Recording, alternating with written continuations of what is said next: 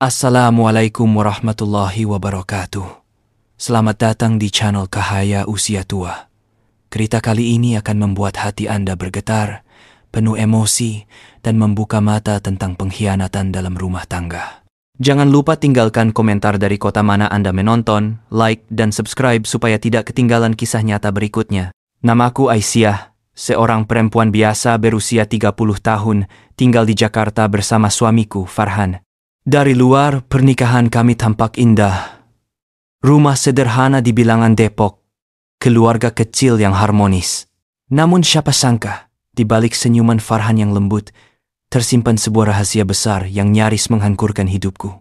4 tahun lalu, aku menikah dengan Farhan dalam sebuah pesta akad nikah yang penuh berkah. Para tamu memuji akhlaknya, tutur katanya yang sopan, dan wajahnya yang menenangkan. Aku yang saat itu masih bekerja sebagai guru TK, merasa sangat beruntung dipersonting seorang manajer muda yang berwibawa. Semua keluarga, termasuk Ibu Maryam, ibuku, mendoakan kebahagiaan kami. Awal pernikahan sungguh manis. Farhan selalu pulang membawa bunga, sering mengajakku makan di restoran khas Betawi, bahkan tidak jarang membantuku memasak sayur lodeh kesukaannya. Aku merasa seperti ratu di rumah sendiri. Namun, perlahan-lahan, kebahagiaan itu memudar. 2 tahun terakhir, ia berubah drastis. Pulang larut malam, jarang menyentuh makanan rumah, dan alasan klasiknya selalu banyak urusan bisnis dengan klien. Ibu Maryam sebenarnya sudah lama curiga. Beliau sering berkata dengan suara berat, "Nak Aisyah, kalaupun Farhan ada main di luar, jangan buru-buru marah. Kadang lelaki itu kalau ditekan malah makin jauh. Lebih baik kau berpura-pura tidak tahu dulu, sabar, dan biarkan dia lengah. Saat itu, baru kita tahu kebenarannya." Aku, yang masih mencintai Farhan sepenuh hati, mencoba mendengarkan nasihat ibu. Aku menahan perasaan, menutup telinga dari gosip tetangga yang bilang sering melihat Farhan dengan perempuan lain. Aku berpura-pura percaya, meski hatiku terkoyak. Hingga pada suatu hari Ahad siang, di tengah teriknya Jakarta, aku pergi ke mal besar di kawasan Sudirman. Tujuanku sederhana, membeli kemeja baru untuk Farhan. Ia beberapa kali mengeluh bahwa pekerjaannya menuntut penampilan rapi. Sebagai istri, meski hatiku dingin, aku tetap berusaha memenuhi kewajibanku. Aku melangkah di antara deretan butik pria, meneliti potongan kemeja yang pas untuk tubuh suamiku. Namun langkahku terhenti. Dari seberang, tepat di area khusus ibu hamil dan bayi, aku melihat sesosok tubuh yang sangat kukenal, tinggi semampai, mengenakan polo hijau tua. Aku menahan napas. Itu Farhan. Ya Allah, tak mungkin salah. Tapi yang membuat dadaku sesak bukan hanya kehadirannya. Di sampingnya berdiri seorang perempuan muda berhijab modis dengan perut buncit jelas terlihat. Dia hamil. Lebih menyakitkan lagi, perempuan itu belakangan ku tahu bernama Rani bersandar manja di bahu Farhan. Tangannya dan tangan Farhan bertaut mesra, seolah dunia hanya milik mereka. Aku menyaksikan Farhan mengambil sebuah gaun hamil warna pink, mengangkatnya ke tubuh Rani sambil tersenyum penuh kasih sayang. Senyum yang sudah lama hilang dariku. Darahku seperti berhenti mengalir. Dunia berputar. Aku bersembunyi di balik tiang besar dekat toko, menggigil hebat. Tanganku refleks mengeluarkan ponsel, memotret, bahkan merekam video singkat. Dalam rekaman itu, Farhan melingkarkan tangan di pinggang Rani. Mereka tertawa bahagia. Aku, istri sahnya, hanya mampu menatap dari kejauhan, seperti pencuri yang sedang mengintip rumah sendiri. Air mataku tidak keluar. Rasa sakit itu terlalu dalam, membuat mataku kering. Hanya jantungku yang retak berkeping-keping. Mereka berjalan ke kasir. Saat Farhan mengeluarkan kartu kredit, aku hampir berteriak. Itu adalah kartu tambahan dari rekening utamaku, uangku, keringatku. Selama ini Farhan bilang gajinya dipakai untuk menjamu relasi bisnis, jadi kebutuhan rumah tangga biar aku yang tanggung. Aku percaya, aku rela. Ternyata uangku dipakai untuk membangun keluarga lain bersama selingkuhannya. Ketika mereka pergi dengan tas belanja bayi, aku terduduk di lantai mal. Nafasku sesak. Pengkhianatan ini bukan sekadar perselingkuhan, tapi juga pengkhianatan finansial, kehormatan, bahkan agama. Aku pulang ke rumah ibu di Depok dengan tubuh lemas. Ibu Maryam terkejut melihatku menangis terseduh di kamar. Aku menceritakan semuanya, menyerahkan foto dan video yang kuambil. Kupikir beliau akan marah besar, mengumpat menantunya. Tapi wajahnya justru tenang. Beliau berkata lirih namun tegas, "Asia, jangan gegabah. Kalau kau ribut sekarang, dia bisa saja memutarbalikkan keadaan, bahkan memaksamu cerai tanpa kau siap apa-apa. Ingat, dia pakai hartamu untuk membiayai perempuan itu. Ini bukan sekadar zina. Ini perampokan yang terencana. Kita harus main halus, pura-puralah tidak tahu. Sambil itu, kita kumpulkan bukti lebih banyak. Bukan hanya perselingkuhan, tapi juga aliran uang, harta, semuanya. Saat waktunya tiba, kita jatuhkan mereka dengan bukti yang tak terbantahkan." Kata-kata ibu bagai kambuk yang menyadarkanku. Benar, aku tidak boleh hanya menjadi istri yang menangis. Aku harus bertahan, mengumpulkan kekuatan. Aku harus balas dengan cara yang lebih cerdas. Malam itu aku pulang ke rumah Farhan. Ia sedang duduk menonton TV, bahkan tidak peduli saat aku menyerahkan kantong kemeja baru yang kubeli. Ia hanya menggumam tanpa melihat isinya. Ketidakpeduliannya justru menguntungkan bagiku. Ia tidak sadar bahwa aku sudah tahu segalanya. Aku tidur di sebelahnya malam itu, berpura-pura terlelap. Tapi mataku menatap kosong ke langit-langit. Perangku baru saja dimulai. Hari-hari setelah kejadian di mall itu terasa seperti hukuman panjang. Hidup satu rumah dengan suami yang kutahu berkhianat adalah ujian iman yang luar biasa. Setiap pagi aku masih menyiapkan sarapan, menyetrika bajunya, pura-pura menjadi istri saleha. Senyuman tetap kutampilkan, meski di dalam dada hatiku beku. Farhan sama sekali tidak curiga. Ia merasa aman, terlalu sibuk dengan dunianya sendiri. Malam-malam ia masih sering keluar, mengaku ada rapat dengan klien. Namun kini aku tidak lagi percaya. Aku tahu kemana sebenarnya ia pergi. Atas saran Ibu Maryam, aku mulai menyelidiki dari sisi keuangan. Selama ini aku terlalu percaya. Farhan hanya memberiku sejumlah uang bulanan untuk belanja, sementara sisanya ia simpan sendiri. Katanya untuk tabungan dan investasi. Aku tidak pernah bertanya, dan itulah kesalahanku. Aku membuka semua buku rekening, mengecek mutasi selama 2 tahun terakhir. Semakin kubaca, semakin dingin tubuhku. Ada transfer rutin ke rekening misterius, jumlahnya besar. Cukup untuk membeli sebuah apartemen di Jakarta Selatan. Ada juga penarikan tunai yang tidak jelas penggunaannya. Tanganku bergetar, tapi aku menuliskan semua detail dalam buku catatan. Nama, tanggal, jumlah. Aku tahu, semua ini akan menjadi bukti kelak. Malam itu, saat Farhan sedang mandi, aku nekat membuka ponselnya. Untung ia lupa membawa ke kamar mandi. Jantungku berdegup kencang. Dengan cepat, aku buka daftar kontak. Nama-nama biasa, tapi satu membuatku terpaku. Royer at Park. Kenapa disimpan dengan nama asing? Kenapa ada kata Park? Aku curiga itu merujuk pada apartemen mewah baru di daerah Surabaya Barat bernama Royal Park Residence.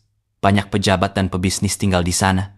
Keesokan harinya, aku pura-pura pergi ke rumah ibu, tapi sebenarnya aku mengendarai mobil ke kawasan Royal Park.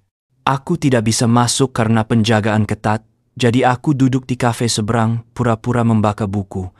Setiap mobil yang masuk kuperhatikan. Menjelang siang, mataku menangkap mobil hitam yang sangat kukenal. Itu mobil Farhan. Dengan santai, ia menunjukkan kartu akses dan masuk ke basement. Aku mengepalkan tangan. Jadi benar, ia punya rumah kedua di sini. Aku tidak bodoh. Aku tidak menunggu di sana. Aku tahu tidak bisa mendapatkan bukti dengan caraku sendiri. Maka sepulangnya aku langsung menemui kantor jasa detektif swasta yang direkomendasikan teman. Aku memberikan alamat Royal Park, plat nomor mobil Farhan, dan jadwal rutinnya. Saya butuh foto, video, semua bukti. Jangan sampai terlewat. Saya ingin tahu setiap gerak-geriknya bersama perempuan itu. Detektif itu mengangguk serius. Tenang Bu Aisyah, kami akan kerjakan secara profesional.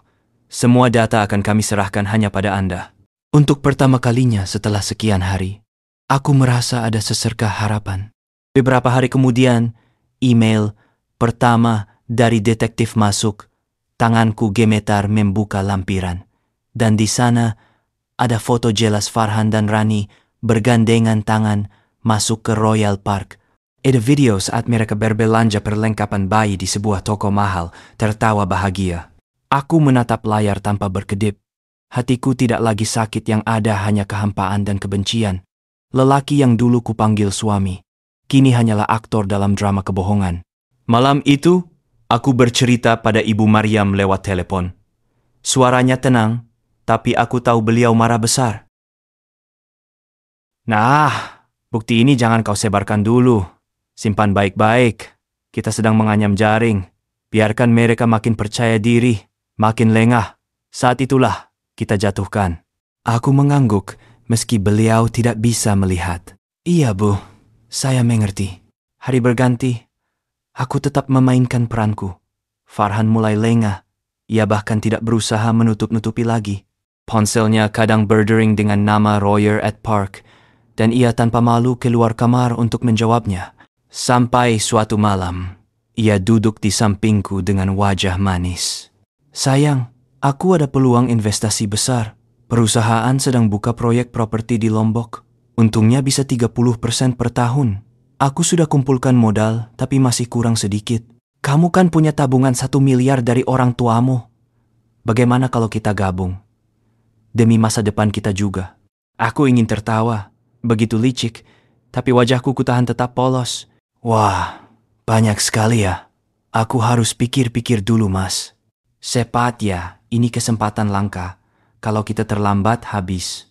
Ia menepuk tanganku, tersenyum seolah penuh cinta. Tapi aku tahu, itu senyum serigala. Segera ku ceritakan pada ibu.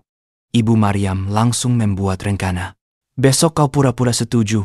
Katakan kau akan tarik uang di bank hari Jumat, biar dia senang. Lalu, pada hari itu, kita balikkan keadaan. Hari Jumat datang. Farhan begitu riang.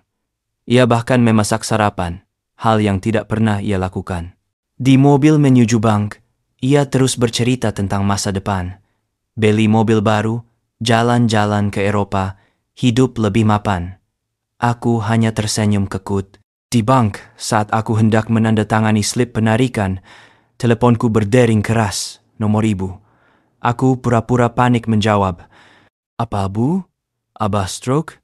Di Ares Husada? Ya Allah, saya ke sana sekarang. Farhan ikut kaget.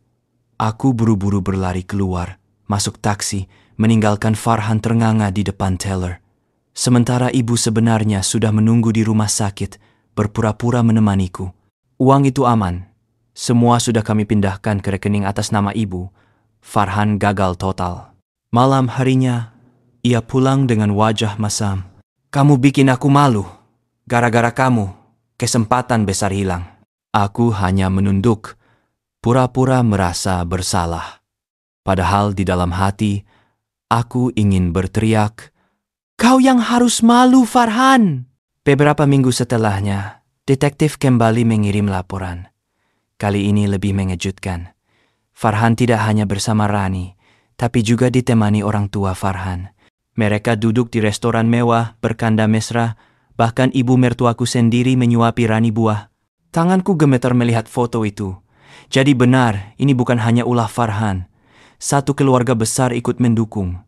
Mereka ingin mengusirku, menggantikanku dengan Rani, perempuan yang sedang hamil itu. Aku menutup laptop, menangis di pangkuan ibu. Bu, jadi semua orang sudah bersekongkol melawan aku? Ibu Maryam mengelus rambutku. Iya nak, tapi ingat, Allah bersama orang yang terzalimi.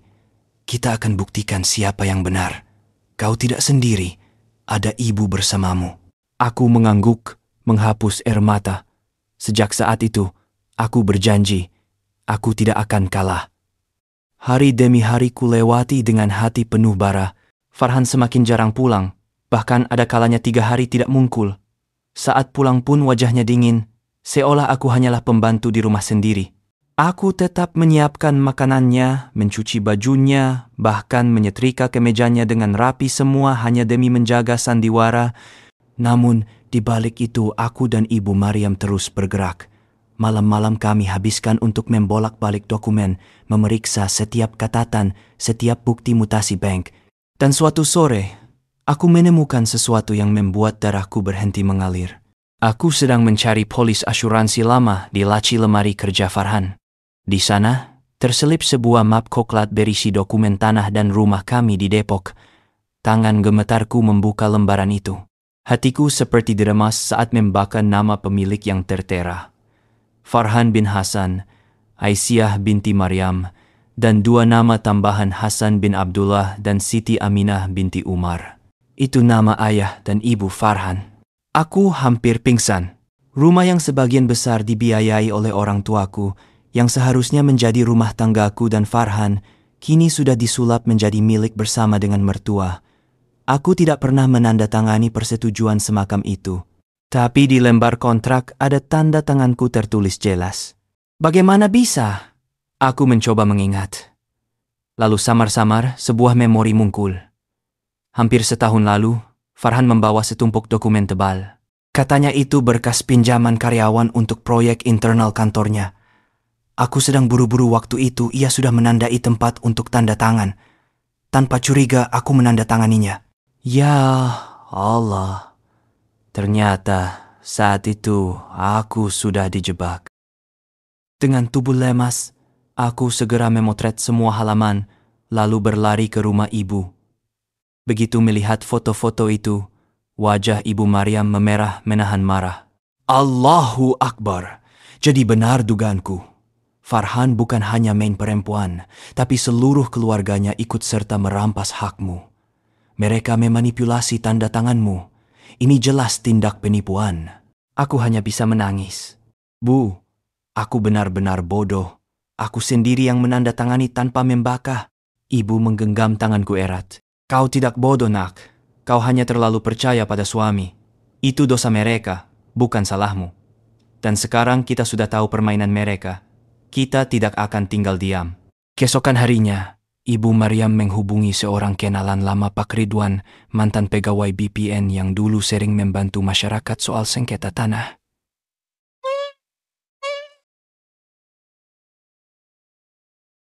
Beberapa hari kemudian, Pak Ridwan menelepon kembali. Bu Maryam, saya sudah cek. Benar, sertifikat rumah itu sudah diubah hampir setahun lalu. Semua dokumen lengkap dengan tanda tangan Aisyah dan Farhan di hadapan notaris. Secara hukum terlihat sah. Tapi kalau tanda tangan Aisyah diperoleh dengan penipuan, itu bisa jadi kasus pidana, penipuan dan pemalsuan dokumen. Jantungku berdetak kencang. Ada jalan hukum. Ibu menepuk bahuku. Nah, ini kesempatan kita. Mereka pikir kau lemah. Mereka pikir kau akan pasrah. Tidak, kita akan lawan. Tapi ingat, jangan terburu-buru. Kita butuh bukti yang tak bisa dibantah. Aku mengangguk.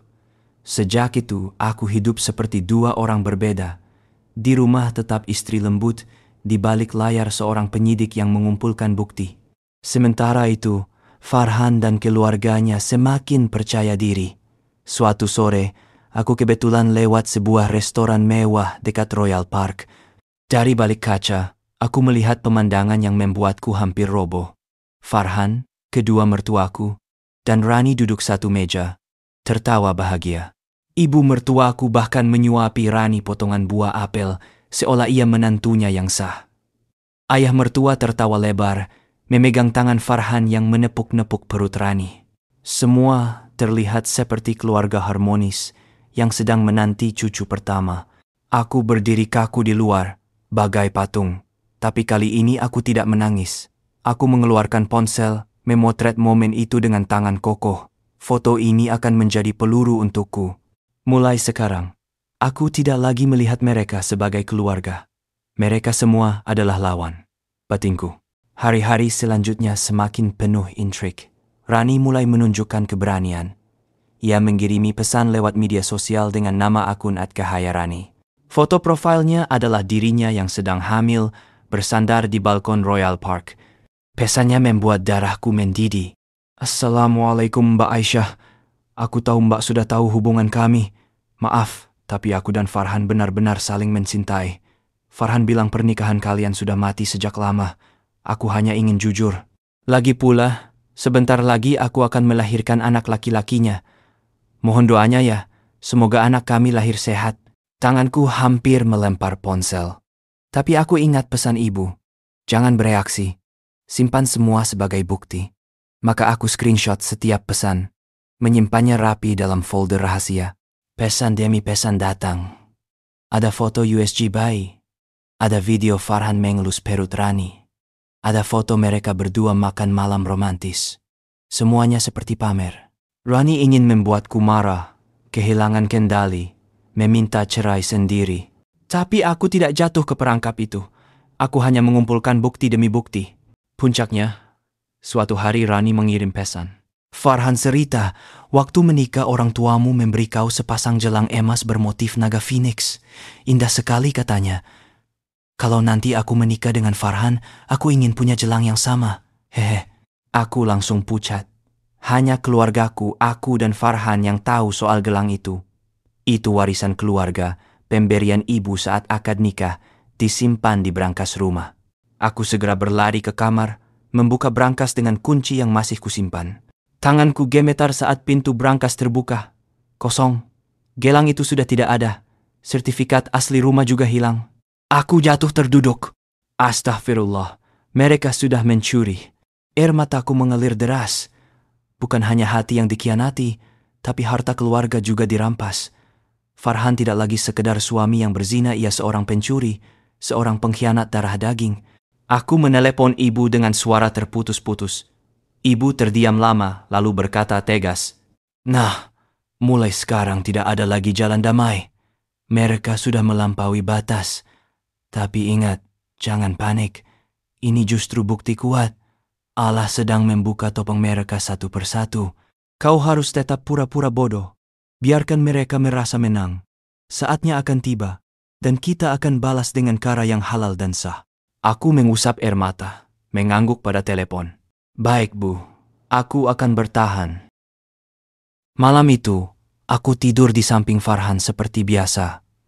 Ia pulang larut, wajahnya lelah tapi ada senyum puas. Mungkin karena baru pulang dari Rani. Aku menatap wajahnya lama, mencoba mencari sisa lelaki yang dulu kucintai. Tak ada. Yang kulihat hanya kebohongan. Dalam hati aku berjanji, aku tidak akan biarkan kau, Farhan, dan keluargamu merampas segalanya dariku. Kalian pikir aku perempuan lemah? Kalian salah besar. Aku akan lawan sampai akhir. Sejak gelang emas dan sertifikat rumah hilang dari brankas, aku hidup dengan dada selalu sesak. Setiap kali menatap wajah Farhan, aku hanya ingin menjerit, tapi aku menahan diri. Aku ingat pesan Ibu Maryam. Jangan terburu-buru. Semakin kau diam, semakin mereka lengah. Hari-hari kulalui seperti robot. Menjadi istri yang patuh di depan mata Farhan, tapi di balik itu, aku dan ibu terus merencanakan langkah berikut. Kami sadar, untuk menjatuhkan mereka, kami butuh bukti lebih besar, bukan hanya perselingkuhan dan pencurian. Kami butuh membuka semua rahasia kotor mereka. Lalu suatu malam, saat aku bercerita tentang betapa sulitnya menahan diri, Ibu Maryam menatapku dengan mata tajam. Nah, kalau kita menunggu di rumah, kita tidak akan tahu rencana mereka. Kita harus turun langsung mencari tahu di mana mereka sering mungkul, siapa yang terlibat. Aku mengangguk. Tapi bagaimana caranya, Bu? Mereka terlalu hati-hati. Kita tidak bisa mendekat. Ibu tersenyum samar. Kau lupa. Ada satu tempat di mana orang sering menurunkan kewaspadaan. Rumah sakit. Orang merasa lemah di sana. Mereka banyak bicara, terutama para perempuan. Aku menggerutkan dahi. Maksud ibu? Ibu akan masuk rumah sakit, pura-pura sakit. Dari sana, ibu bisa mendengar obrolan, mungkin bertemu orang yang dekat dengan mereka. Ini cara lama, tapi sering berhasil. Aku terbelalak. Bu, itu berbahaya. Kenapa harus ibu? Ibu menepuk tanganku lembut. Nah, jangan khawatir. Ibu punya riwayat tekanan darah tinggi. Cukup bilang sering pusing, dokter pasti sarankan rawat inap sebentar. Dari sana, biar takdir Allah yang mempertemukan kita dengan kebenaran. Aku tercekat. Ide itu gila, tapi entah kenapa terasa masuk akal. Dalam keadaan putus asa, terkadang strategi paling tak terduga justru yang berhasil. Beberapa hari kemudian, rencana dijalankan. Ibu Maryam masuk rumah sakit daerah Jakarta Timur, berpura-pura mengeluh sakit kepala. Sesuai dugaannya, Dokter menyarankan rawat inap untuk observasi. Beliau ditempatkan di kamar berisi 4 pasien. Ibu dengan cepat menunjukkan keramahan khasnya. Beliau membagi buah dan jajanan, bercakap ringan dengan para pendamping pasien. Satu hari saja, beliau sudah akrab dengan 2 ibu-ibu yang menjaga suami mereka. Dan di sore hari itu, Allah memberi kejutan. Ada seorang perempuan paruh baya baru masuk ke kamar itu, menemani suaminya yang terkena batu ginjal. Wajahnya teduh, pakaiannya sederhana. Namanya Bu Hani. Saat berbincang, Ibu Maryam dengan sengaja mengeluh tentang menantu laki-laki yang tak setia. Bu Hani terdiam sejenak, lalu wajahnya penuh simpati. Ia mendekat. Saya kan ingin berbagi rahasia. Aduh Bu, saya juga punya cerita mirip. Bukan anak saya sih, tapi keponakan. Namanya Rani. Nama itu membuat Ibu Maryam terhenyak. Namun beliau tetap tenang, pura-pura tidak tahu. Oh begitu? Bagaimana ceritanya? Bu Hani menghela napas. Rani itu dulu gadis baik, tapi nasibnya kurang bagus. Pernah pacaran dengan orang kaya, tapi ditinggal. Lama tak ada kabar, tiba-tiba hamil besar. Katanya bapaknya anak itu seorang manajer perusahaan di Jakarta, sudah beristri, tapi mau cerai demi menikahi Rani. Keluarga saya ya, apa boleh buat? Mereka senang sekali. Katanya lelaki itu mapan, pintar, dan orang tuanya pun sudah menerima Rani seperti anak sendiri. Bahkan keluarga laki-laki itu sering datang, memberi uang, belanja kebutuhan bayi. Ibu Maryam menahan napas. Itu jelas Farhan dan keluarganya. Wah, luar biasa ya Bu. Tapi kasihan istrinya. Bu Hani tertawa kecil, suaranya pahit. Itu dia Bu. Mereka bilang istrinya mandul. Sudah bertahun-tahun menikah, tapi belum juga punya anak. Jadi keluarga laki-laki itu merasa punya alasan kuat untuk menerima Rani. Mereka bilang, setelah bayi lahir, istri pertama akan diceraikan dengan mudah. Rumah, harta semua sudah diatur. Istrinya hanya akan keluar dengan koper. Setiap kata itu menusuk hati Ibu Maryam. Tapi beliau pandai menyembunyikan emosi. Beliau hanya mengangguk pelan. Ya Allah, ternyata ada keluarga seperti itu. Di dalam hati, beliau menahan amarah. Jadi benar, mertuaku sendiri yang menyusun semua rencana ini.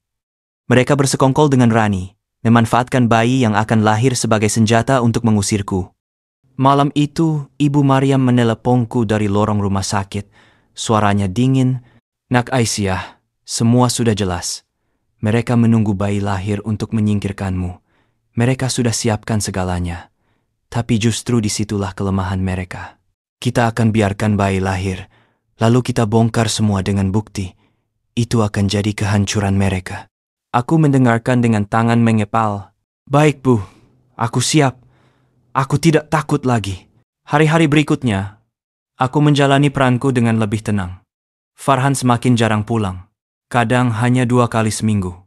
Tapi aku tidak peduli. Aku sibuk mencatat semua bukti, menyusun dokumen, bahkan menghubungi seorang sahabat lama yang bekerja sebagai pengacara syariah. Aku tahu, suatu hari aku akan membutuhkan dukungan hukum. Sementara itu, detektif terus mengirim foto-foto terbaru. Farhan semakin mesra dengan Rani, menemani kontrol kandungan, membeli perlengkapan bayi, dan aku menyimpan semuanya dengan hati dingin. Puncaknya, pada suatu Senin pagi, Farhan terburu-buru berkemas.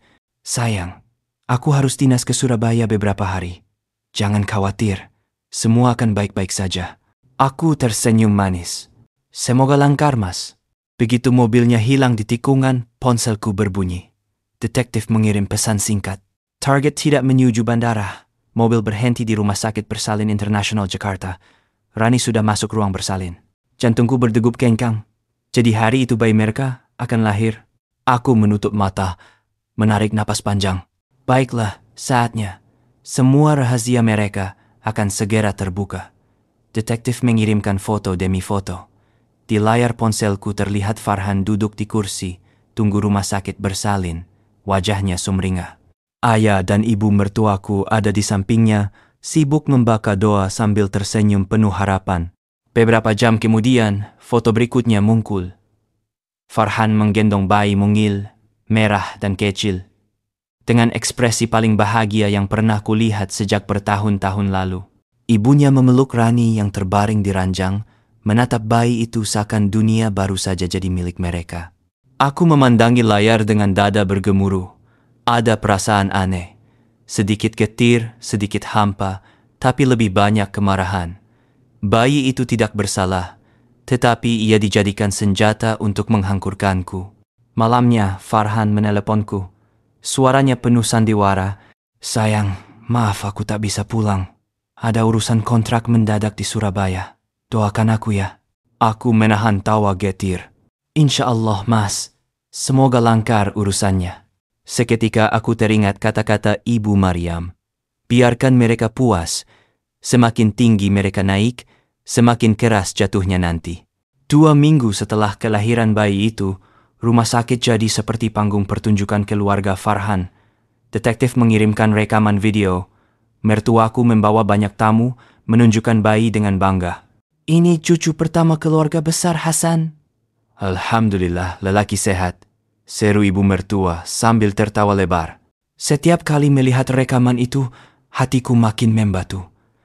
Dalam pandangan mereka, aku sudah tak ada arti. Aku hanyalah batu sandungan yang menunggu disingkirkan. Suatu malam, aku dan Ibu Maryam duduk di ruang tamu rumah ibu.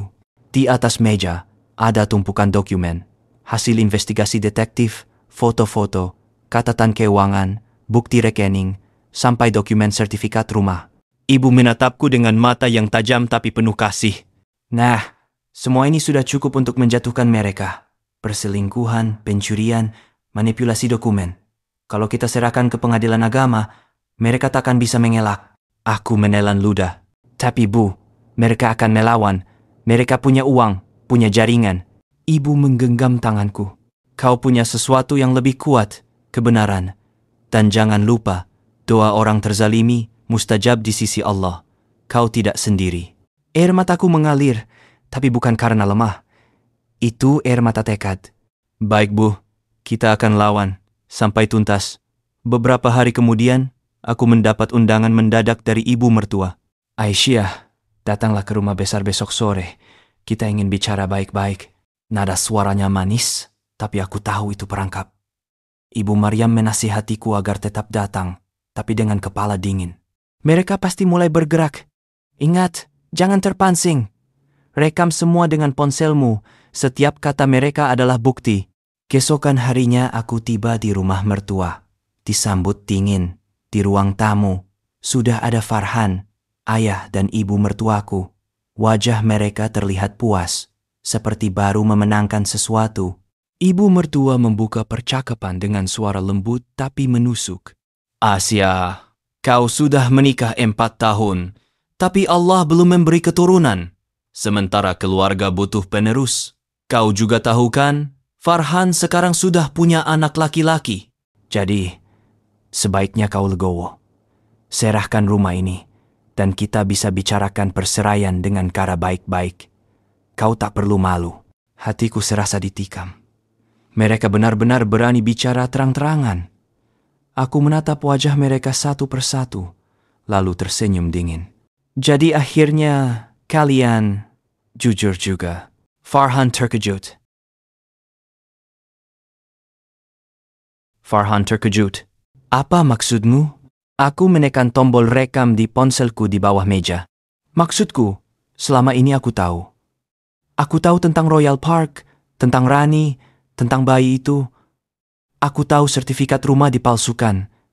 Dan aku punya semua buktinya." Wajah ibu mertua langsung pucat. Ayah mertua terbatuk-batuk. Farhan bangkit dengan wajah merah padam. "Kau ngawur, Aisyah! Jangan fitnah keluargaku!" Aku berdiri. Suaraku bergetar tapi tegas. "Fitnah? Buktinya ada di tanganku. Semua foto, video, mutasi rekening sampai salinan sertifikat rumah. Kalian pikir aku diam karena bodoh? Tidak, aku diam karena menunggu saatnya." Dan saat itu hampir tiba. Hening menegangkan memenuhi ruangan. Aku meraih tas, menatap mereka dengan pandangan penuh penghinaan. "Nikmati bayi kalian. Nikmati sandiwara ini. Karena sebentar lagi, semua topeng akan jatuh." Tanpa menunggu jawaban, aku melangkah pergi. Di mobil, tanganku gemetar. Air mata menetes, Bukan karena sedih, tapi karena marah bercampur lega. Aku sudah menantang mereka, dan wajah-wajah panik itu menjadi bayangan yang memuaskan. Sesampainya di rumah ibu, aku langsung menceritakan semuanya. Ibu Maryam tersenyum kecil. Bagus nak, kau sudah membuat mereka takut. Sekarang mereka akan panik dan semakin banyak melakukan kesalahan. Itulah yang kita butuhkan. Aku mengangguk. Malam itu, untuk pertama kalinya setelah sekian lama, aku tidur dengan senyum tipis di bibir. Aku tahu badai besar akan segera datang, tapi aku siap. Setelah pertemuan di rumah mertua itu, aku tahu permainan sudah berubah. Mereka tidak lagi sembunyi-sembunyi. Mereka sudah terang-terangan menganggapku penghalang. Farhan mulai pulang dengan sikap kasar. Kalau dulu ia masih berusaha jaga gengsi, kini kata-katanya tajam seperti pisau. Aisyah, kau tak tahu diri. Kau perempuan mandul, masih berani menentangku. Seandainya kau tahu diri, sudah pergi dari rumah ini tanpa ribut-ribut. Aku hanya diam. Setiap hinaanku catat dalam hati. Kadang aku pura-pura merekam suara dengan ponsel, meski hanya sepotong. Semua itu bisa jadi bukti psikologis di pengadilan nanti. Suatu malam, aku mendengar suara gaduh dari dapur. Saat keluar kamar, kulihat gelas pekah berserakan. Farhan berdiri di sana, wajah penuh emosi. Kau yang jatuhkan gelas ini kan? Teriaknya. Aku terbelalak. Aku baru keluar kamar, Mas. Bukan aku. Tiba-tiba ia menarik tanganku dengan kasar. Jangan bohong. Aku tahu keramu. Kau ingin menjebakku biar dibilang suami kasar. Kau pikir aku bodoh. Aku menahan air mata. Wajahnya begitu dekat, penuh kebencian. Aku berusaha melepaskan diri, lalu berlari masuk kamar, mengunci pintu. Di balik pintu tubuhku gemetar. Mereka sedang mencoba membuatku terlihat bersalah. Jika aku melawan, mereka bisa memutar balik fakta, bilang aku istri durhaka. Keesokan harinya, ibu mertua datang, membawa dua tetangga sekaligus, pura-pura ingin menjenguk. Di depan mereka, ia berbicara keras. Kasihan Farhan punya istri seperti ini. Tidak bisa melahirkan, malah suka membantah. Kemarin dia sampai lempar gelas. Untung Farhan sabar. Aku terdiam, darah mendidih. Mereka sedang menanam cerita palsu di telinga tetangga. Membentuk opini bahwa aku istri yang temperamental. Namun aku sudah siap. Saat mereka berbicara, aku diam-diam menyalakan perekam suara. Semua kata mereka terekam jelas. Begitu mereka pulang, aku segera menunjukkan hasil rekaman pada Ibu Maryam. Wajah ibu mengeras, tapi matanya berkilat. Bagus sekali, nah. Mereka pikir hanya mereka yang pandai berakting.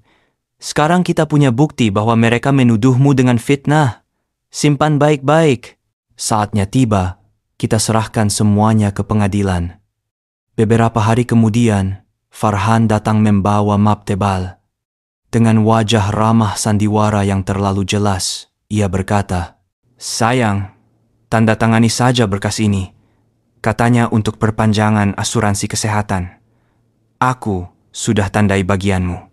Aku menatapnya lekat-lekat. "Asuransi? Kenapa tidak kau urus sendiri?" Ia tersenyum kaku. "Ini untuk kebaikan kita, Aisyah, supaya kalau ada apa-apa mudah klaimnya." Tanganku gatal ingin merobek map itu. Aku pura-pura menunduk, lalu berkata lembut, "Baiklah, Mas. Aku tanda tangani nanti setelah aku baca. Aku sedang kapek." Farhan menahan emosi, tapi tidak bisa memaksa. Setelah ia pergi, aku membuka map itu dengan hati-hati. Dan benar saja di dalamnya ada surat kuasa untuk menjual rumah atas nama diriku. Aku menutup mulut, hampir berteriak. Mereka ingin membuatku sendiri yang melegalkan penjualan rumah. Licik. Aku segera memotret semua dokumen itu, lalu menyimpannya. Surat kuasa itu akan jadi bukti tambahan tentang rencana kejahatan mereka. Malam itu aku menceritakan semua pada ibu. Beliau menghela napas panjang. "Nah, kita harus bersiap. Ini bukan lagi sekadar rumah tangga. Ini sudah jadi perkara hukum besar. Kita butuh pengacara. Besok ikut aku menemui seorang teman lama. Namanya Bu Fatimah, pengacara syariah yang berpengalaman." Keesokan harinya, aku dan ibu menemui Bu Fatimah di kantornya. Wanita itu berwajah tegas, berhijab rapi, dengan sorot mata tajam penuh wibawa. Setelah mendengar semua ceritaku, ia mengetuk meja dengan keras. Aisyah, kau harus segera mengajukan gugatan cerai sekaligus gugatan harta bersama. Semua bukti yang kau kumpulkan sangat kuat. Perselingkuhan, pencurian, pemalsuan tanda tangan, bahkan percobaan penipuan di pengadilan agama. Semua ini akan jadi senjata mematikan. Aku menghela napas dalam-dalam. Kata cerai terdengar pahit, tapi aku tahu inilah jalan terbaik. Baik, Bu. Saya siap. Saya tidak mau lagi jadi korban. Bu Fatimah mengangguk mantap. Bagus. Ingat, jangan sekali-kali menunjukkan pada Farhan atau keluarganya bahwa kau sudah berkonsultasi dengan pengacara. Tetaplah berakting. Itu akan membuat mereka makin sembrono. Saat sidang tiba, mereka tidak akan siap. Malam itu, untuk pertama kalinya aku merasa sedikit lega. Ada cahaya kecil di ujung terowongan gelap ini. Tapi ternyata, keluarga Farhan belum selesai. Mereka melangkarkan langkah berikut, menggunakan Rani untuk menyerangku langsung. Suatu malam aku mendapat pesan WA dari nomor tak dikenal. Isinya foto Rani sedang menggendong bayi, Farhan duduk di sampingnya. Captionnya, Aisyah, lihatlah, inilah keluarga baru Farhan. Kau hanya masa lalu.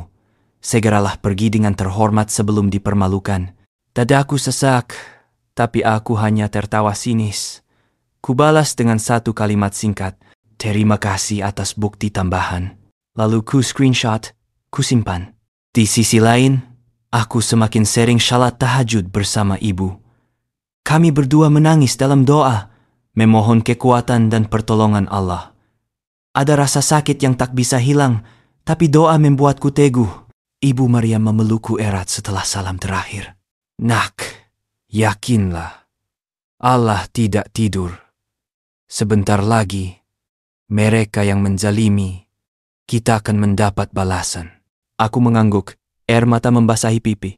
Aku siap, Bu. Kalaupun aku harus kehilangan status istri, aku tidak akan kehilangan harga diriku. Aku akan menegakkan kebenaran. Dan di sanalah aku sadar, perang ini baru akan dimulai. Hari itu langit Jakarta mendung.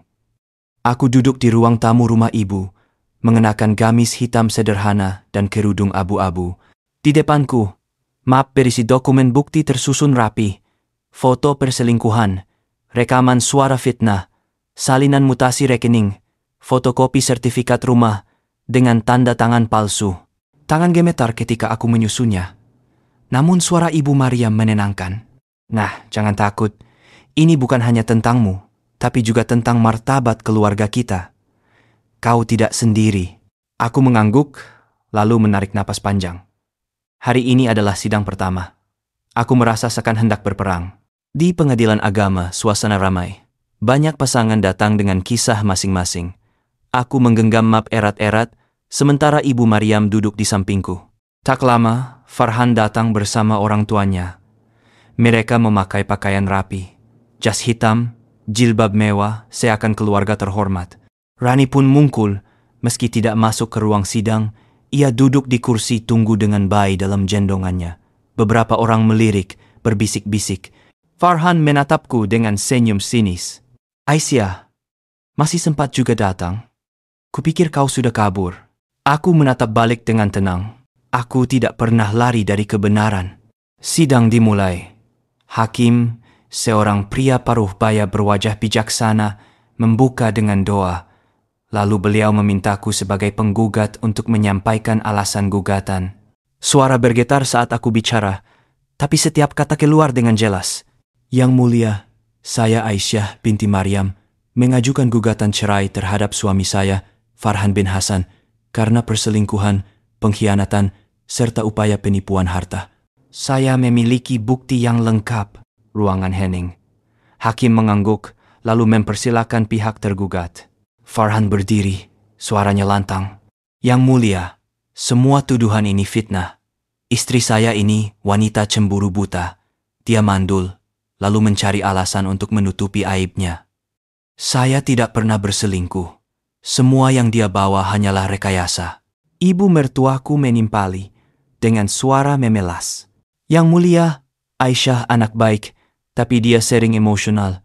Kami sudah anggap dia anak sendiri, tapi dia selalu menuduh macam-macam.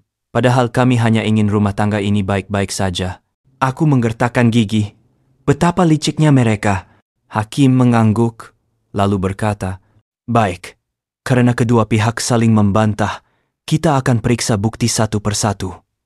Penggugat, silakan serahkan bukti." Dengan tangan sedikit gemetar, aku menyerahkan map pada panitera. Foto pertama ditampilkan. Farhan menggandeng Rani Dimal, sedang memilih pakaian bayi. Hakim menaikkan alis. "Tergugat, apakah ini benar Anda?" Farhan berusaha tenang. "Itu hanya rekan kerja yang mulia. Saya kebetulan menemaninya membeli hadiah untuk temannya yang hamil." Aku langsung bicara. "Yang mulia, tolong perhatikan detail. Pakaian yang dipakai Rani di foto sama dengan yang ia unggah di media sosial hari itu, dengan keterangan belanja bersama ayah dari calon bayi. Saya punya salinannya." Hakim menerima salinan cetak postingan media sosial. Farhan mulai terlihat gelisah. Bukti berikut. Rekaman suara ibu mertua menuduhku melempar gelas. Suara diputar di ruang sidang. Terdengar jelas ucapan ibu mertua. Kasihan Farhan, istrinya suka marah-marah sampai lempar gelas. Hakim mengetuk meja. Ini jelas fitnah, karena penggugat sendiri yang menghubungi panitera malam itu dan melaporkan kejadian, sementara bukti rekaman memperkuat. Wajah ibu mertua pucat pasi. Kemudian, aku mengeluarkan fotokopi sertifikat rumah. 4 nama terkantum. Aku, Farhan, ayah mertua, ibu mertua. Yang mulia, penambahan nama orang tua mertua saya dilakukan tanpa sepengetahuan saya. Saya tidak pernah menandatangani surat persetujuan, tapi dalam arsip kantor pertanahan, tanda tangan saya dipalsukan. Saya punya salinan. Hakim menatap tajam ke arah Farhan. Tergugat, apakah benar? Farhan terbata-bata. Itu mungkin salah prosedur yang mulia. Kami hanya ingin aman, supaya rumah ini tercatat atas nama keluarga besar. Hakim menatapnya dengan dingin. Tindakan itu bisa masuk kategori pemalsuan dokumen. Akan kami teruskan ke pihak berwenang jika terbukti. Aku menunduk, menahan senyum tipis. Akhirnya, kebenaran mulai muncul. Sidang diskors sementara. Di luar ruang, Farhan menghampiriku dengan wajah marah. "Aisyah, kau berani sekali mempermalukan aku di depan hakim." Aku menatapnya lurus. "Kau sendiri yang mempermalukan dirimu, Farhan. Aku hanya membuka topengmu." Ia mengangkat tangan seakan hendak menampar, tapi segera menurunkannya saat melihat beberapa pengacara lewat. "Kau pikir kau bisa menang? Aku punya uang. Aku punya orang dalam. Kau hanya perempuan lemah." Aku tersenyum pahit. "Perempuan lemah? Lihat saja nanti. Doa orang terzalimi lebih kuat daripada uangmu." Aku melangkah pergi, meninggalkan wajahnya yang merah padam. Malamnya, aku dan Ibu Maryam shalat tahajud. Air mata jatuh di sajadah. "Ya Allah, kuatkan kami. Jangan biarkan kebatilan menang atas kebenaran.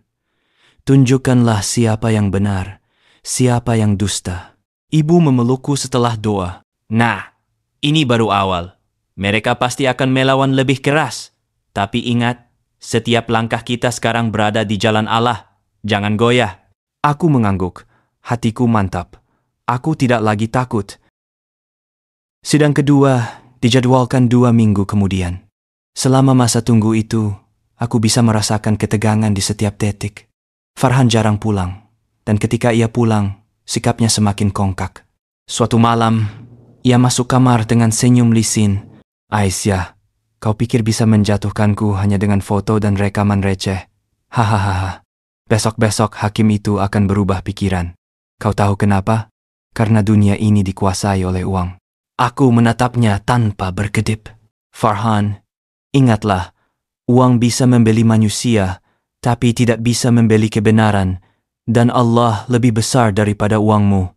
Ia tertawa terbahak-bahak, lalu membanting pintu. Keesokan harinya, Ibu Maryam mendapat kabar dari seorang kenalannya yang bekerja di pengadilan. Katanya, Ada desas-desus bahwa keluarga Farhan mencoba mendekati Panitera dengan sejumlah uang agar kasus ini diperlunak. Aku merasa darahku mendidih. Bu, kalau sampai mereka berhasil menyuap, habislah kita. Ibu Maryam menggenggam tanganku erat. Nah, jangan panik. Orang yang main kurang selalu meninggalkan jejak. Kita hanya perlu berdoa agar Allah membuka aib mereka. Ingat, tidak ada yang tersembunyi di hadapannya. Sidang kedua pun tiba. Aku masuk ruang sidang dengan hati berdebar. Kali ini suasana lebih tegang. Farhan duduk dengan penuh percaya diri didampingi ayah ibunya. Bahkan, mereka membawa 2 pengacara baru dengan jas mewah. Hakim membuka persidangan. Lalu salah satu pengacara Farhan bangkit. Yang mulia, klien kami ingin menunjukkan bahwa penggugat adalah istri yang tidak berbakti. Kami punya saksi-saksi dari tetangga yang mengatakan Aisyah sering bersikap kasar di rumah. 2 orang tetangga masuk. Ternyata orang yang pernah diajak ibu mertuaku waktu pura-pura menjenguk. Mereka bersaksi palsu, mengatakan aku sering marah-marah, bahkan memecahkan gelas. Dadaku sesak. Tapi aku menatap hakim dengan tenang. Yang mulia, bolehkah saya memutar rekaman percakapan dari hari itu? Hakim mengangguk. Rekaman suara ibu mertua menuduhku diputar. Terdengar jelas bahwa aku difitnah. Hakim menatap saksi-saksi dengan tajam. Kesaksian kalian bertentangan dengan bukti rekaman ini. Hati-hati, memberikan kesaksian palsu bisa dipidana. Wajah 2 tetangga itu berubah pucat pasi. Mereka saling pandang lalu menunduk. Farhan berusaha mengendalikan situasi. Yang mulia, jangan percaya rekaman itu. Itu bisa saja diedit. Namun Bu Fatimah, pengacaraku, berdiri tegas. Yang mulia, rekaman ini kami serahkan beserta metadata digitalnya. Bisa diuji forensik suara jika perlu. Kami siap. Hakim mengangguk mantap. Baik, bukti rekaman diterima. Aku melihat wajah Farhan memerah, rahangnya mengeras. Ibu mertuaku hampir pingsan. Di luar ruang sidang, aku mendengar bisikan 2 orang wartawan yang sedang meliput kasus lain. Itu kan kasus Farhan Hasan, manajer muda yang katanya sukses. Wah, kalau terbukti selingkuh dan palsukan dokumen, bisa hancur reputasinya. Aku pura-pura tidak dengar, tapi dalam hati bersyukur. Allah sedang membuka aib mereka sedikit demi sedikit. Malamnya, Farhan pulang dengan wajah muram. Ia langsung menudingku. Kau benar-benar berani melawan aku di depan umum ya? Kau akan menyesal, Aisyah. Kau kira aku akan kalah begitu saja? Aku menatapnya dingin. Farhan, bukan aku yang melawanmu. Kau sendiri yang melawan dirimu dengan kebohonganmu. Ia mendekat, menatapku dengan mata liar. Kalau aku jatuh, aku akan pastikan kau ikut jatuh bersamaku. Aku bergidik, tapi mencoba tetap tegar. Beberapa hari setelah itu, ibu mendapat kabar mengejutkan. Dari Bu Huda, sahabat lamanya yang bekerja di kantor catatan sipil, ternyata Farhan diam-diam sudah mengajukan permohonan pernikahan dengan Rani, padahal gugatan cerai denganku belum diputuskan. Aku tertegun. Berarti dia benar-benar ingin menyingkirkanku secepat mungkin. Ibu Maryam menghela napas panjang. Nak, justru inilah kesalahan fatal mereka. Di pengadilan agama, itu bisa jadi bukti niat jahat. Kau jangan takut, Allah sedang membuka jalan kemenangan kita. Aku mengangguk, hatiku semakin kuat. Hari sidang ketiga tiba. Kali ini ruangan lebih penuh, banyak orang penasaran. Berita tentang kasusku rupanya mulai tersebar. Hakim menatap berkas di mejanya, lalu berkata, penggugat telah menunjukkan bukti cukup kuat. Sekarang giliran tergugat. Apakah ada bukti yang ingin diajukan? Pengacara Farhan maju dengan berkas tebal. Yang mulia, kami ingin menunjukkan bahwa Farhan adalah suami bertanggung jawab. Semua pembelian rumah dan harta dilakukan atas nama bersama, bahkan keluarga besar. Ini buktinya. Ia menyerahkan salinan sertifikat dengan 4 nama. Hakim menghela napas, lalu menatapku. Penggugat, apakah benar tanda tanganmu ada di dokumen ini? Aku menatap dokumen itu lama-lama, lalu berkata dengan suara lantang, tanda tangan itu memang mirip milik saya, tapi saya tidak pernah menandatanganinya dengan sadar. Saya ditipu. Saya punya saksi ibu saya sendiri yang tahu persis kronologi bagaimana saya dipaksa tanda tangan dalam setumpuk berkas tanpa diberi penjelasan. Ibu Maryam maju, memberikan kesaksian dengan suara bergetar tapi jelas. Yang mulia, saya ibunya Aisyah. Saya tahu anak saya ditipu. Saya juga punya kenalan di kantor pertanahan yang bisa membuktikan bahwa tanda tangan itu dipalsukan. Hakim mengangguk. Baik, kami akan memanggil ahli forensik dokumen untuk memeriksa keaslian tanda tangan ini. Wajah Farhan berubah tegang. Ia tak menyangka kebohongannya bisa dibongkar sampai sedetail itu. Malam itu, aku duduk di musala rumah ibu. Lampu redup, udara dingin. Aku membuka Al-Quran, membaca surat Al-Baqarah ayat 286. La yukallifullahu nafsan illa wus'aha. Allah tidak membebani seseorang melainkan sesuai kesanggupannya. Air mataku jatuh. Aku sadar, semua ujian ini berat, tapi Allah tahu aku mampu menjalaninya. Aku menutup mushaf, lalu menatap langit-langit musala. Ya Allah, aku serahkan semua padamu. Aku hanya ingin keadilan. Jika aku harus kehilangan rumah tangga, jangan biarkan aku kehilangan harga diriku. Dan malam itu aku merasa tenang. Untuk pertama kalinya sejak semua ini terjadi, hatiku penuh keyakinan bahwa aku berada di jalan yang benar. Beberapa hari kemudian, kabar besar datang dari Bu Fatimah. Aisyah, kabar baik. Hakim sudah menolak sebagian bukti dari Farhan karena dianggap cacat prosedur. Mereka juga akan memanggil ahli forensik. Kau tahu artinya, posisi kita makin kuat. Aku hampir tak percaya. Alhamdulillah, Ibu Maryam tersenyum, memelukku erat. Lihat nak, Allah sudah mulai membalikkan keadaan. Tinggal sedikit lagi, bersabarlah. Aku menutup mata, merasakan kehangatan pelukan ibu. Aku tahu perjalanan masih panjang, tapi kini aku yakin, aku tidak akan kalah. Hari itu ruang sidang penuh sesak. Kabar tentang kasusku sudah menyebar luas, bahkan beberapa wartawan hadir. Mereka penasaran, benarkah seorang manajer muda bernama Farhan, yang dulu dielu-elukan sebagai konto sukses, ternyata hanya topeng dari seorang pengkhianat? Hakim mengetuk palu, sidang dimulai. Hari ini kita akan mendengarkan hasil pemeriksaan forensik terhadap dokumen sertifikat rumah.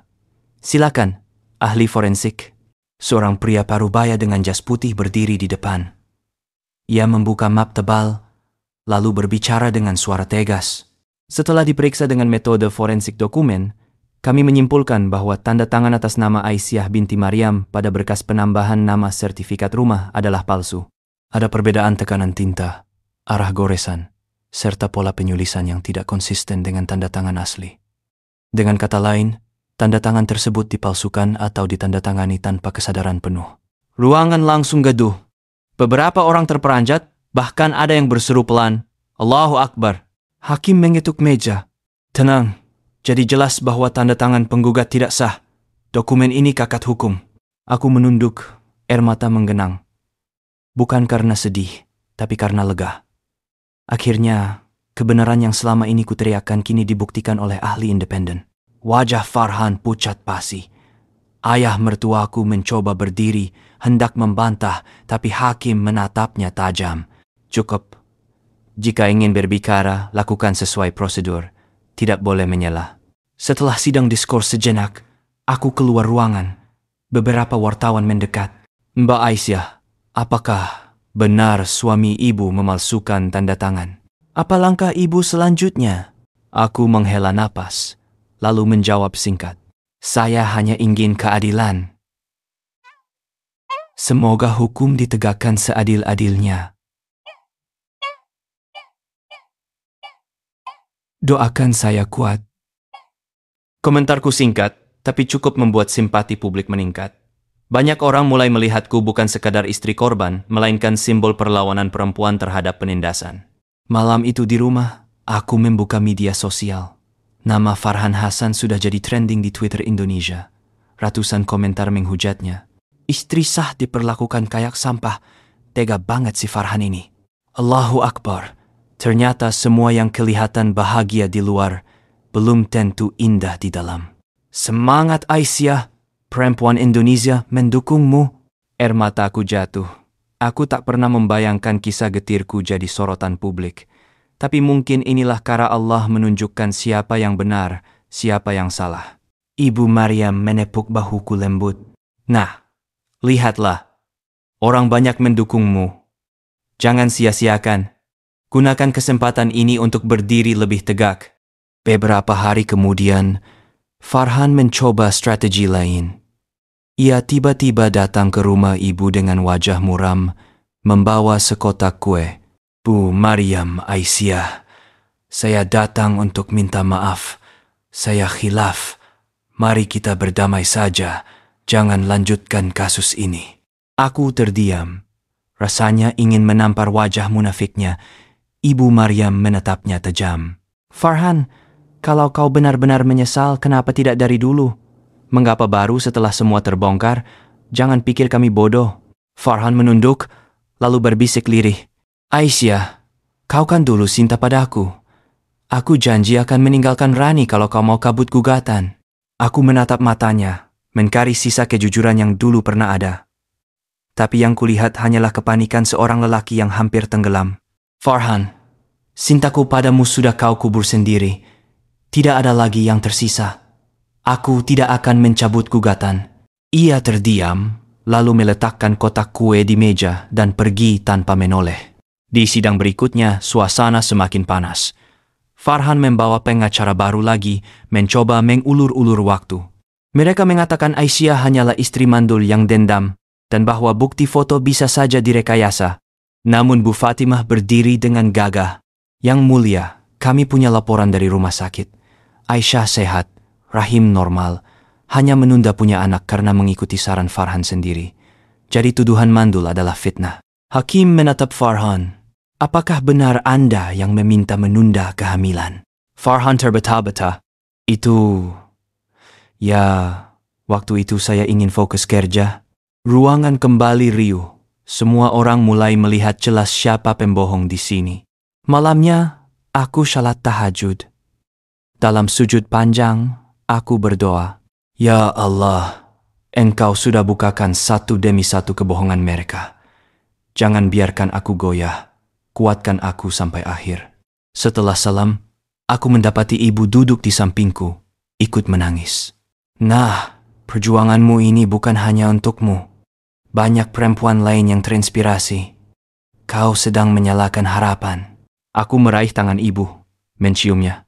Bu, andai bukan karena ibu, aku mungkin sudah menyerah. Terima kasih sudah selalu ada. Ibu Maryam tersenyum, matanya berkaca-kaca. Kau adalah putri ibu. Selama napas masih ada, ibu tidak akan biarkan kau jatuh sendirian. Beberapa hari kemudian, aku mendapat pesan tak terduga dari seorang perempuan yang tak kukenal, namanya Siti. Ia mengaku pernah jadi korban Farhan juga sebelum aku menikah dengannya. Mbak Aisyah, saya tahu Mbak sedang sidang. Saya ingin bersaksi. Farhan pernah menipu saya soal investasi. Saya kehilangan ratusan juta. Kalau perlu, saya siap datang ke pengadilan. Tanganku gemetar membaca pesan itu. Aku segera menunjukkannya pada Bu Fatimah. Beliau langsung bersemangat. Alhamdulillah, ini rezeki tak terduga. Kesaksian Siti akan memperkuat bahwa Farhan punya pola penipuan. Bukan hanya sekali. Ini bisa jadi pukulan telak. Aku menutup wajah, menangis. Kali ini bukan tangis sedih, tapi lega. Allah benar-benar mengirimkan pertolongan dari arah yang tak disangka. Hari sidang berikutnya, Siti hadir. Ia bersaksi dengan suara gemetar tapi jujur. Yang mulia, Farhan dulu mengaku bujangan, mengajak saya kerja sama investasi. Saya percaya, tapi dia menghilang setelah membawa uang saya. Baru belakangan saya tahu dia sudah menikah dengan Aisyah. Hakim mencatat serius. Baik, kesaksian diterima. Ini menunjukkan tergugat punya rekam jejak buruk. Wajah Farhan semakin hangkur. Ia menunduk, keringat berkukuran. Ayah ibunya berbisik panik. Aku menatap mereka. Kali ini bukan dengan air mata, tapi dengan kekuatan seorang perempuan yang tak lagi takut. Hari itu, ruang sidang penuh sesak. Bangku-bangku terisi bukan hanya oleh keluarga dan pengacara, tapi juga wartawan, aktivis perempuan, bahkan tetangga-tetangga yang dulu hanya jadi penonton. Semua ingin tahu bagaimana akhir dari drama panjang ini. Aku melangkah masuk bersama Bu Fatimah dan Ibu Maryam. Jilbabku kubetulkan rapi, langkahku mantap meski hatiku berdebar. Farhan dan keluarganya sudah duduk di seberang, wajah mereka tegang. Rani tidak hadir, tapi bayinya dibawa oleh ibunya seakan hendak menunjukkan penerus yang mereka banggakan. Hakim membuka sidang dengan suara tegas. Hari ini kita sampai pada agenda kesimpulan dan putusan. Sebelumnya, pengadilan akan menayangkan bukti-bukti terakhir yang sudah diverifikasi. Lampu redup. Layar besar dinyalakan. Satu demi satu bukti diputar. Rekaman Farhan dan Rani bergandengan di pusat perbelanjaan. Rekaman suara ibu mertua memfitnahku. Laporan forensik tanda tangan palsu. Mutasi rekening menunjukkan uang mengalir ke rekening atas nama Rani. Setiap kali bukti muncul, ruangan riuh rendah. Wartawan sibuk memotret, suara bisikan terdengar dari segala arah. Hakim mengetuk palu. Diam. Sidang tetap tertib. Aku mencuri pandang ke arah Farhan. Wajahnya merah padam, tangannya mengepal di atas meja. Ibu mertuaku menunduk, mulutnya berkomat-kamit entah membaca doa atau mengutuk. Ayah mertuaku terkulai lemas. Setelah bukti terakhir, hakim memberi kesempatan untuk masing-masing pihak menyampaikan pernyataan penutup. Bu Fatimah berdiri tegak, suaranya lantang.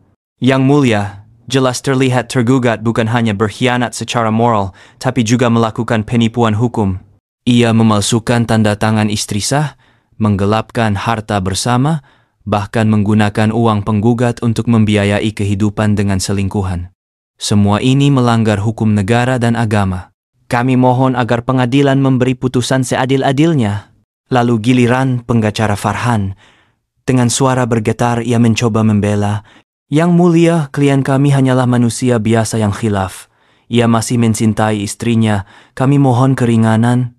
Namun suaranya tenggelam dalam bisik-bisik sinis dari para pengunjung sidang. Hakim menunduk membaca berkas beberapa saat, lalu mengangkat kepala. Suaranya bulat, penuh wibawa. Setelah mempertimbangkan seluruh bukti dan saksi, pengadilan memutuskan. Perkawinan antara Aisyah binti Maryam dan Farhan bin Hasan resmi diputuskan melalui talak bain. Hak atas rumah yang dipalsukan sertifikatnya dikembalikan sepenuhnya kepada Aisyah. Nama orang tua tergugat dihapus karena terbukti penipuan. Seluruh harta yang terbukti dibelikan untuk pihak ketiga menggunakan uang penggugat harus diganti oleh Farhan. Farhan dinyatakan telah melakukan tindak pidana pemalsuan dokumen. Perkara ini diteruskan ke ranah hukum pidana. Sidang selesai. Wassalamualaikum warahmatullahi wabarakatuh. Palu diketukkan keras. Ruangan meledak. Wartawan berhamburan keluar mengabarkan putusan. Aktivis perempuan bertepuk tangan kecil sambil berbisik, Alhamdulillah, ini kemenangan penting. Aku menutup wajah dengan kedua tangan, air mataku mengalir deras. Ibu Maryam memelukku erat. Nah, kau sudah menang. Allah bersama orang yang sabar. Sementara itu, keluarga Farhan kacau balau. Ibu mertuaku menjerit, Tidak adil, tidak adil. Itu semua fitnah. Ayah mertuaku mencoba menenangkan, tapi tubuhnya gemetar. Farhan sendiri menunduk, wajahnya kelabu, seolah seluruh dunianya runtuh. Pengacara mereka hanya bisa menghela napas panjang. Aku menatap mereka terakhir kali. Tidak ada lagi cinta, tidak ada lagi benci. Hanya rasa lega, karena kebenaran akhirnya menang. Di luar pengadilan, wartawan mengepungku. Mikrofon diarahkan ke wajahku. Mbak Aisyah, apa perasaan ibu setelah keputusan ini? Aku mengusap air mata, lalu menjawab pelan tapi jelas. Saya bersyukur. Bukan karena kemenangan pribadi, tapi karena keadilan masih ada. Semoga cerita saya bisa jadi pelajaran. Jangan pernah meremehkan doa dan kesabaran seorang istri yang terzalimi. Kata-kataku langsung viral. Malam itu, media sosial penuh dengan dukungan. Banyak perempuan menuliskan, Aisyah, kau inspirasi. Keadilan akhirnya berpihak pada yang benar. Semoga semua perempuan berani melawan ketidakadilan seperti Aisyah. Malamnya di rumah, aku sujud syukur lama sekali. Lalu duduk di samping ibu, menggenggam tangannya. Kalau bukan karena ibu, mungkin aku sudah menyerah dari awal. Ibu tersenyum, menatapku dengan mata penuh cinta. Nah, ibu hanya menemanimu. Tapi yang benar-benar membuatmu menang adalah keberanianmu sendiri. Ingatlah itu. Aku tersenyum melalui air mata. Di luar, suara azan Isya berkumandang. Aku menutup mata, membiarkan kedamaian meresap ke dalam hati. Perjalanan panjang penuh air mata, pengkhianatan, dan pertempuran hukum akhirnya sampai di ujung. Aku bukan lagi Aisyah yang rapuh. Aku kini adalah Aisyah yang berdiri tegak, perempuan yang berani melawan, perempuan yang akhirnya merebut kembali harga diri dan keadilannya. Dan aku tahu, meski jalanku ke depan masih panjang, aku tidak lagi takut. Karena aku telah belajar satu hal, ketika kebenaran berpihak padamu, dunia pun akan bersuara. Sepekan setelah putusan, hidupku terasa berbeda. Untuk pertama kalinya setelah bertahun-tahun, aku bisa tidur dengan tenang tanpa dihantui rasa takut. Rumah yang pernah serasa penjara kini jadi tempat penuh kedamaian. Semua dokumen resmi sudah kubawa kembali, sertifikat rumah atas namaku, dan tabungan sudah aman. Namun, kabar tentang kejatuhan Farhan dan keluarganya menyebar luas. Media memberitakan tiap hari. Manajer muda dituntut karena pemalsuan tanda tangan istri sah. Pengkhianatan suami terbongkar di ruang sidang. Perempuan bernama Aisyah jadi simbol keberanian. Wajah Farhan terpampang di koran dan layar televisi. Ia kehilangan pekerjaannya, dikopot dari jabatan. Perusahaan tempatnya bekerja tak ingin namanya terkoreng, jadi mereka segera memutus kontrak. Rani, ia harus menghadapi kenyataan pahit. Farhan tidak lagi mampu memberi gaya hidup mewah. Bayi yang dulu mereka banggakan jadi beban besar. Beberapa tetangga mulai berbisik, "Itu loh, perempuan yang merebut suami orang." Rani tidak berani keluar rumah. Ayah dan ibu mertua, mereka menanggung malu. Orang-orang di komplek tak lagi menyapa ramah. Bahkan ada yang terang-terangan berkata, "Kalian tega sekali terhadap menantu yang baik." Harga diri mereka jatuh. Suatu sore, aku bertemu Farhan di depan pengadilan. Ia menunduk, wajahnya tirus, tidak lagi gagah seperti dulu. "Aisyah," suaranya serak. "Aku menyesal. Semuanya hancur. Rani meninggalkanku. Orang tuaku sakit-sakitan karena malu. Aku kehilangan segalanya. Bisakah kita mulai lagi?" Aku menatapnya. Ada sekelumit rasa iba, tapi lebih banyak ketegasan. "Farhan, jangan salahkan orang lain atas kehancuranmu. Itu hasil perbuatanmu sendiri.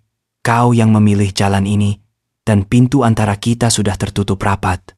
Aku sudah memaafkan, tapi bukan untuk kembali. Semoga Allah memberimu jalan taubat." Aku berjalan pergi, meninggalkannya berdiri sendiri di bawah terik matahari. Hari-hariku kini kuisi dengan hal-hal baru. Aku kembali bekerja sebagai guru di madrasah kecil dekat rumah. Murid-muridku menyambut dengan senyum polos yang membuat hatiku hangat. Aku juga bergabung dengan komunitas perempuan, berbagi kisah dan memberi semangat pada mereka yang sedang berjuang dalam rumah tangga penuh ketidakadilan. Banyak yang bilang, "Bu Aisyah, cerita ibu membuat kami berani bicara. Terima kasih." Setiap kali mendengar itu, aku merasa perjuanganku tidak sia-sia. Luka yang pernah kubawa kini berubah jadi kekuatan. Suatu malam, aku duduk di beranda rumah bersama Ibu Maryam. Angin sepoi membawa aroma bunga melati dari halaman. Aku menyeduh teh hangat, menyerahkan sekangkir pada ibu. "Bu, akhirnya semua berakhir." Ibu tersenyum. "Tidak, Nah. Ini bukan akhir. Ini awal yang baru. Kau bebas sekarang. Kau punya kesempatan menata hidupmu tanpa bayang-bayang kebohongan." Aku mengangguk. Mataku menatap langit malam. Bintang-bintang berkelip. "Benar, Bu. Aku akan hidup bukan lagi sebagai korban, tapi sebagai perempuan yang kuat." Keesokan harinya, aku menulis di media sosialku. Aku adalah Aisyah. Pernah dikhianati, pernah dipermainkan, pernah dikoba dijatuhkan. Tapi aku memilih untuk berdiri kepada semua perempuan di luar sana. Jangan takut melawan ketidakadilan. Suaramu berharga, hidupmu berharga. Tulisan itu viral. Ribuan komentar membanjir, sebagian besar berisi doa dan dukungan. Banyak perempuan menceritakan kisah mereka sendiri di kolom komentar. Aku membaca satu persatu, hatiku penuh haru. Beberapa bulan berlalu, hidupku perlahan stabil. Aku tidak lagi memikirkan Farhan, tidak lagi sakit hati setiap kali mengingat masa lalu. Luka itu kini jadi bekas, mengingatkanku bahwa aku pernah jatuh, tapi juga pernah bangkit. Suatu pagi aku bercermin. Di sana bukan lagi perempuan lelah dan putus asa, tapi seorang wanita dengan mata penuh semangat. Aku tersenyum pada diriku sendiri. Aisyah yang baru, selamat datang. Sahabat Cahaya Usia Tua, begitulah kisahku. Dari pengkhianatan, fitnah, sampai perjuangan panjang di pengadilan. Aku belajar bahwa kesabaran dan doa selalu menemukan jalannya. Jangan pernah meremehkan kekuatan perempuan yang terzalimi. Kalau menurut kalian, apakah Aisyah sudah benar memilih jalan bercerai dan melawan sampai akhir? Atau seharusnya ia memberi kesempatan kedua? Tulis pendapat kalian di kolom komentar ya. Jangan lupa klik tombol subscribe Cahaya Usia Tua, aktifkan lonceng notifikasi, dan bagikan kisah ini agar lebih banyak orang bisa belajar, karena setiap cerita bukan hanya hiburan, tapi juga pelajaran hidup. Terima kasih sudah mendengarkan sampai akhir. Wassalamualaikum warahmatullahi wabarakatuh.